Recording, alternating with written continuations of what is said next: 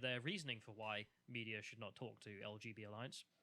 The UK media continue to provide an uncritical platform to the self-described LGB Alliance, an organisation many in the LGBT plus community feel is a hate group and does not represent them. They do not speak for us, and they should not be quoted or asked to comment on issues affecting the LGBT plus community without clear and unequivocal reference to their status as a perceived hate group. The LGB Alliance are widely thought of as an anti-LGBT hate group. As such, any discussion with the UK media should frame them with respect to how they are perceived within the LGBT plus community.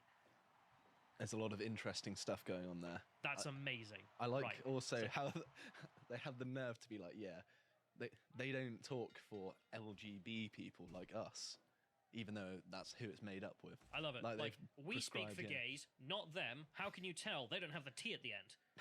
Right, okay. So it's literally like the group of radical, gender ideologues, and then you have the LGB Alliance, which is the people who were in the movement who have now left and formed their own group to be like, hey, no, we're drawing the line at, gay tolerance. They don't represent gay people. We represent gay people, the LGBT plus group. I mean, this is the criticism Enemy labelled at the gender ideologues, which is, of course, they don't represent most homosexuals, because when you ask most homosexuals, so on and so forth, they hate these people. And, well, I mean, you can just look at them. Like, the kind of people who go to these parades and are ideologically involved in that way, they are not normal people within homosexual groups. They are the fringe of the fringe. And they honestly, endlessly claim, like, we represent homosexuals and so forth, and they obviously don't. And they've always hated that criticism, but now they're using it against the LGB Alliance, who is explicitly just gay people who are like, yeah, we're not up for gender ideology. We just want to be accepted. I mean, amazing. But also the fact that they're just like, yeah, our opponents, hate group. Really? What have they done? I mean, you kicked them out of the Pride event, forcefully. I mean, you ended up getting the police having to escort him for his own safety out of your Pride event from the group of diversity and tolerance. And also, you're now trying to pressure the media into not talking to the enemy because they have different opinions. And they're the hate group, are they? They're the ones spreading hate, not you.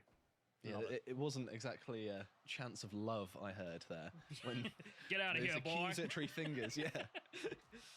Like, get the authorities to escort him. Not going to be safe. Owen Jones had something to dribble on about as well, so he also had, of course, the same position. He says, media outlets note the LGB Alliance does not represent lesbian, gay, or bisexual people in any shape or form. But the LGBTs totally do. They totally represent homosexuals, but the LGBs, they don't represent any homosexuals. I can't get over just the brain-dead take of being like, yeah, that alphabet group doesn't represent them, this alphabet group does. Even though, of course, the only difference between the two alphabet groups is the T bit. And the LGB is trying to claim, okay, we can speak on homosexual issues, and that's the line, that's where we're dropping it, LGB. But the T group is like, no, us transgenders speak for the gays. The gays don't speak for the gays. Amazing. Anyway. So I also wanted to demonstrate, again, how these people are totally not hateful. I mean, we go to the next image here. I mean, the people using racial pride flags, and they're using black power fists, are totally not hateful, especially when they're screaming at people at a protest, get out of here, boy. But, okay. So someone tweeted in response to this situation, condemning it, so we go to the next one. Someone else, Helen Joyce, I'm not familiar. And she says in here that woke homophobia is going to get someone seriously injured soon. I can believe it. Yep. I mean, these people are zealots for their ideology and will not accept dissent, as evidenced by them kicking out a dissenter. I mean, it couldn't get more explicit than that, can it? Yeah.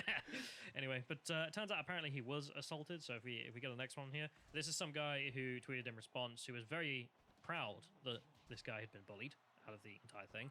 So he says in here, the first image, we can get it up.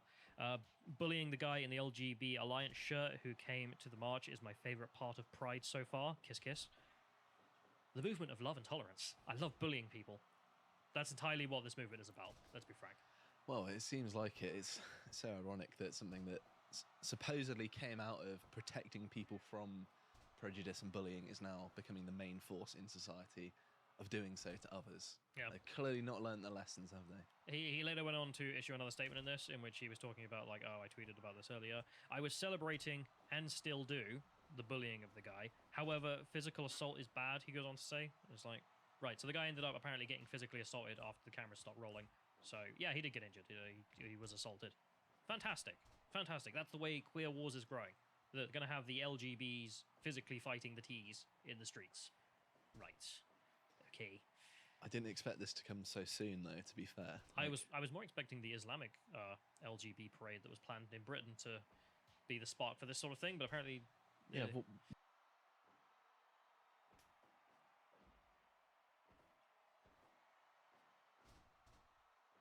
Whatever happened to that? I think it's still postponed, but it's happening. Oh, right. Lawrence Southern's going to be the primary speaker, I hope. But I also just like you were mentioning about the line here. I mean, there's obviously the two groups. I mean, there's so obviously the group of people who are like, yeah, gay tolerance, acceptance, and then the people who are like, yeah, gender ideology. Men can literally become whatever they can become women if they just say so. And also, I don't know, you mean dog is a fetish. Dog is a sexuality. Leather is a sexuality.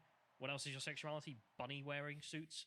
Just the idea that everything is socially constructed is so obviously wrong. Like it can take you like 2 minutes to refute it. Yeah. Easy. But anyway, I mean, if you needed a way to wake up some people on this who are still on the train of I'm for LGBT plus acceptance. Oh, there's a Q&A at the end. Well, I'll add that to my flag. Like, people who are not really paying attention. This is a great example where it's just like, right, look, there are two distinct camps here. One talking for gay tolerance acceptance and one talking for a million other things. And what group should you be supporting rightfully? And it's got to be the tolerance and acceptance group, surely. So the LGB Alliance have issued a statement on this, and they say, LGB Alliance defends the rights of lesbians, gays, and bisexuals, whose rights in law are based on sexual orientation, not gender identity. Of course, the fact that LGBT as a term it doesn't make any goddamn sense, even in the construct. Ironically, Pride was originally created to promote those rights. It's ludicrous that a gay man now can't assert those rights at a Pride event without being harassed and evicted. This shocking incident shows that today's LGBTQ plus movement is dominated by gender identity extremism. Correct. Those who take a different view, including trans dissenters, are hounded out. We strongly reject this mindset and will continue to promote our message of just, traditional being like, yeah, liberal standard, we don't want to discriminate in law kind of thing. I don't know where they stand on bake the cake or any of that stuff, but it's, there's the obvious difference here of just being like, here's our limit. They can at least point to one. They don't just put plus at the end and just leave it up to your imagination to what kind of things they're going to declare a gender or sexuality in the near future.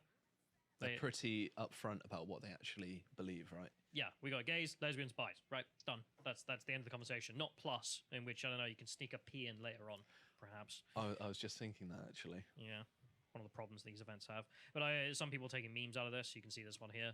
One of these things is allowed at Pride. The other gets you thrown out. Which one is which? And for people listening, on the left, there's a person wearing the LGB Alliance shirt and a person on the right.